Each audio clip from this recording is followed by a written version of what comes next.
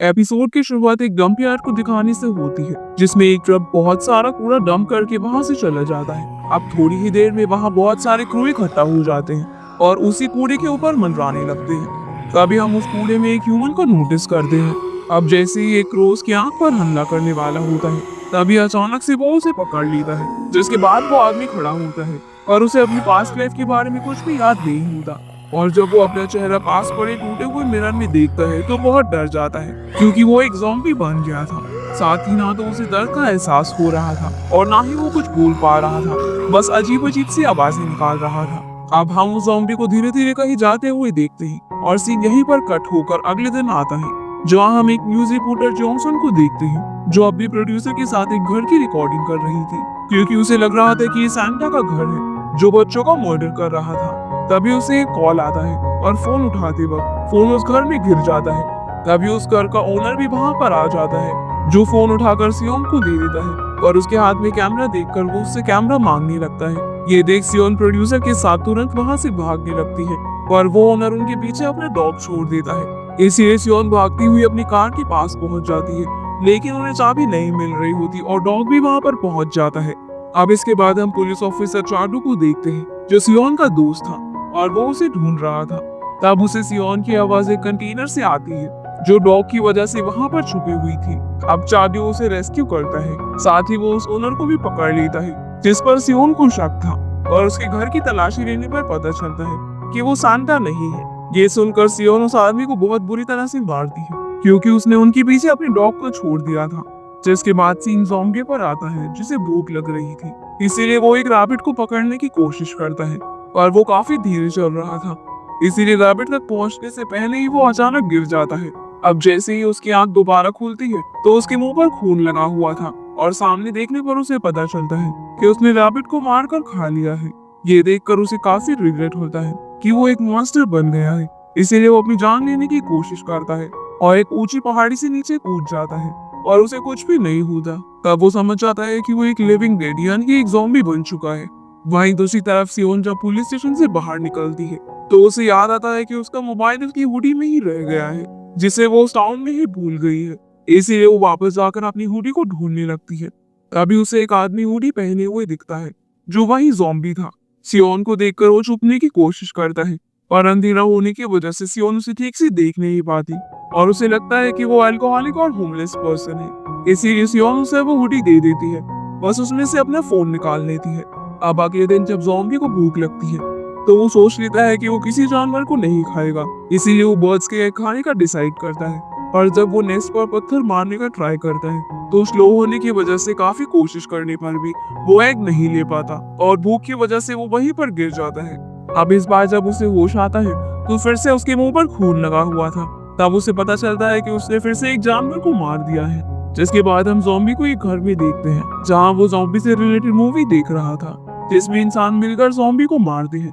ये देखकर ज़ॉम्बी को इंसान मॉन्स्टर्स लगने लगते हैं और वो डिसाइड करता है कि वो मॉन्स्टर्स के हाथों नहीं मरेगा और वो बिल्कुल इंसानों की ही तरह चलेगा फिरेगा, साथ ही बोलना भी सीख लेगा। इसीलिए वो अगले दिन से हर चीज की प्रैक्टिस करने लगता है और बहुत मेहनत करता है, जिसमें साल भर की प्रैक्टिस के बाद वो तेज चलना, पढ़ना और बोलना सब सीख जाता है। दूसरी तरफ हम सियोन और प्रोड्यूसर को साथ देखते हैं, जो काफी उदास थे, क्योंकि उन्हें अब तक सैंटा के बारे में पता नहीं चल पाया था। अब एक रात ज़ॉम्बी डिटेक्टिव को देखता है, जो एक कब्र के पास आया था। तभी डिटेक्टिव को लगता है कि उसके आसपास कोई वाइल्ड एनिमल है, इसीलिए वो फ्लैश की टुकड़े निकाल कर ज़ॉम्बी की तरफ फेंकता है और अपने काम पर लग जाता है। अब ज़ॉम्बी फ्लैश खाने ही वाला था कि अचानक से एक आदमी आकर डिटेक्टिव को पत्थर से मार देता है और उसकी बॉडी को रिवर के पास फेंक कर चला जाता है। ये देखकर ज़ॉम्बी उस आदमी को देखने जाता है कि वो जिंदा है या नहीं।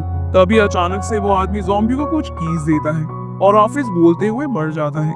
उसकी मरने के बाद जब ज़ॉम्बी उसके सामान की तलाश करने लगता है, तब उसे पता चलता है कि इसका नाम किम है, जो खोए हुए लोगों को ढूंढता है।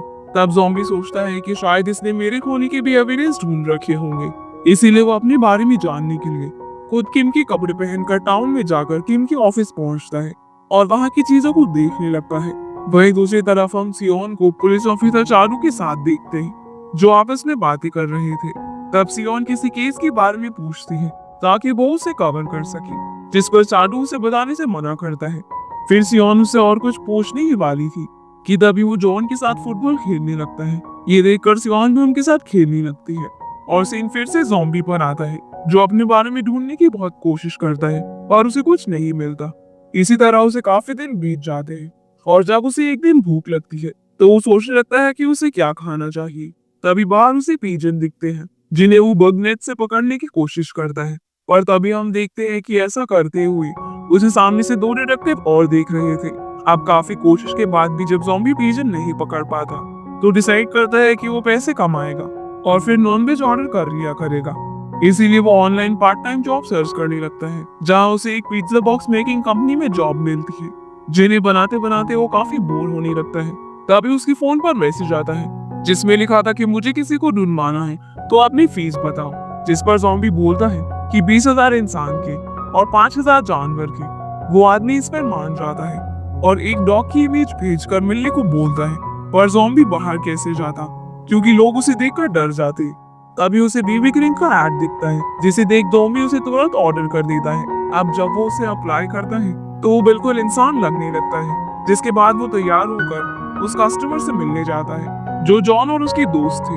तब वो ज़ॉम्बी को 50 सेंट देकर डॉग को ढूंढने के लिए बोलते हैं जिस पर ज़ॉम्बी उनसे और पैसे मांगता है पर उनके पास पैसे नहीं थे। इसीलिए वो ज़ॉम्बी से 50 सेंट वापस मांगने लगता है जिस पर ज़ॉम्बी बोलता है कि रिफंड अवेलेबल नहीं है। ये सुन के वो समझ जाते हैं कि ये नकली डिटेक्टिव है। इसीलिए वो चिल्ला चिल्ला कर उससे पैसे मांगने लगते हैं पर ज़ॉम्बी उन्हें पैसे नहीं देता। तभी हम सियोन को देखते हैं जो उसी रास्ते से गुजर रही थी कि तभी उसकी नजर जॉन पर पड़ती है। उसे देखते ही वो तुरंत उनके पास आ जाती है और जॉन से सारी बात जानकर ज़ॉम्बी से पैसे मांगने लगती है। ये देखकर ज़ॉम्बी वहां से भागने लगता है पर सियोन और बच्चे भी उसका पीछा करने लगते हैं। तब ज़ॉम्बी भागते हुए मूवीज की कुछ सीन याद करता है जिसमें इंसान ज़ॉम्बी को बेरहमी से मार रहे थे।